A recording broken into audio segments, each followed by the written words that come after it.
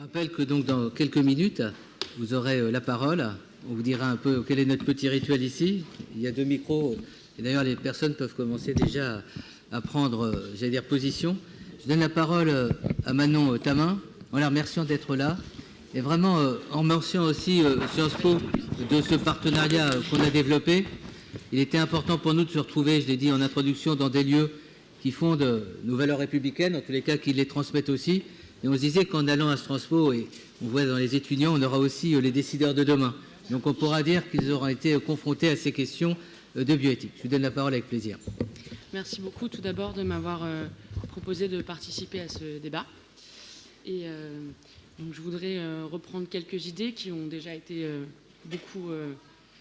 Ah, il faut parler très fort. D'accord. Je vais parler très fort. Il est important de noter aujourd'hui dans nos sociétés modernes que la non-réalisation d'un désir d'enfant n'est plus concevable. Aussi, le recours à la PMA est en nette augmentation et représente environ 3% des naissances en 2014.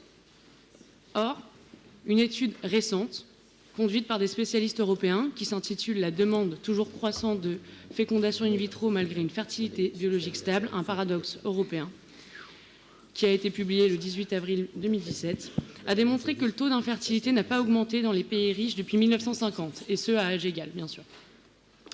Alors, comment justifier le recours grandissant à la PMA? On peut évoquer plusieurs raisons à cela. La première, et ça a déjà été dit de nombreuses fois au cours de cette conférence, c'est l'âge maternel tardif de la première grossesse. Par ailleurs, l'Organisation mondiale de la santé définit l'infertilité par l'absence de grossesse après plus de 12 mois de rapports sexuels réguliers sans contraception.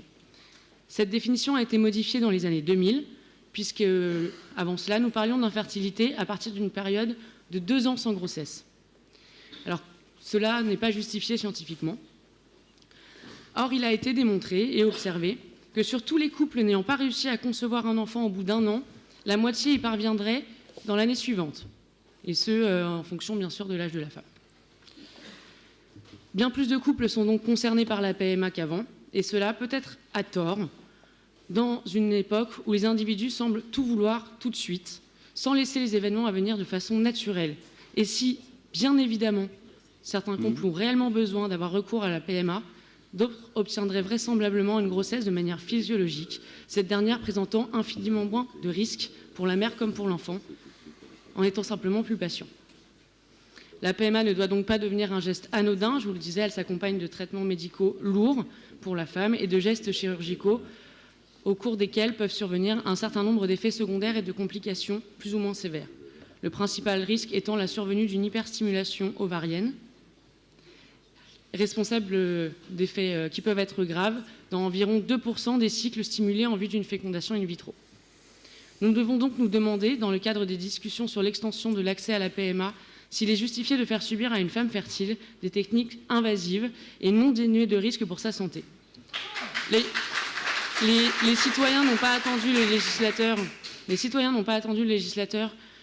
sur ce point et on voit se multiplier le recours à une MP sauvage, non encadrée, sans que ça pose réellement dans ce cas-là la question de la filiation et de l'accès aux origines de l'enfant à naître. Je reviendrai sur cette question en conclusion. L'accès à la PMA, et ça a déjà été dit, ainsi que sa prise en charge par l'assurance maladie sont aujourd'hui très réglementés, puisque la PMA s'adresse, et c'est écrit dans la loi, aux couples vivants hétérosexuels en âge de procréer, pouvant faire la preuve d'au moins 2 ans de vie commune.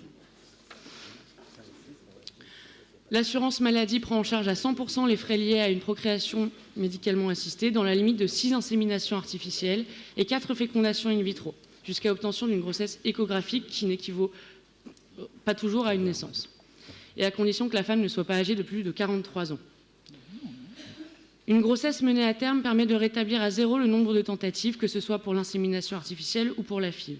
Cette prise en charge, déjà discutée dans l'état actuel du droit, puisque la PMA n'est pas un soin à proprement parler, saurait-elle être étendue au titre de l'accès même à la PMA? D'autre part, je pense que c'est une question qui doit être abordée. Nous ne devons pas négliger l'impact du coût dans la réflexion bioéthique et proscrire la marchandisation du corps conformément au Code civil.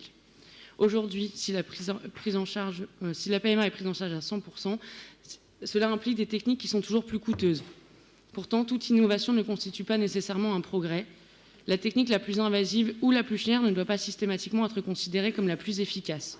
Cependant, et je parlerai sous le contrôle du Dr Friedman, le recours à une FIV avec injection intracytoplasmique, qui n'a d'intérêt qu'en cas d'échec de la FIV classique ou d'infertilité masculine sévère au vu de son indication, a vu son indication s'étendre au fil des années, et ce, sans que des preuves scientifiques justifient ce choix. Cela représente un surcoût pour la collectivité qui ne semble pas justifié par une différence significative d'efficacité avec une FIV classique. Pour finir, je voudrais soulever une autre insuffisance, et cela a déjà été évoqué. Actuellement, les couples ne peuvent pas avoir recours à un double don de gamètes, ce qui empêche les couples où les deux membres sont fertiles d'avoir recours à une PMA, à moins d'avoir accès à un don d'embryon congelé après abandon du projet parental d'un autre couple. Cela se révèle assez rare dans les faits comparé aux besoins en embryons. Comment pouvoir augmenter le nombre de gamètes et d'embryons dans le cadre vertueux du don anonyme et gratuit? C'est un sujet très important qui doit être évoqué pendant les états généraux de la bioéthique. Dans ce cas précis, le couple qui accueille l'embryon et celui qui y aura renoncé ne pourront pas connaître leur identité respective.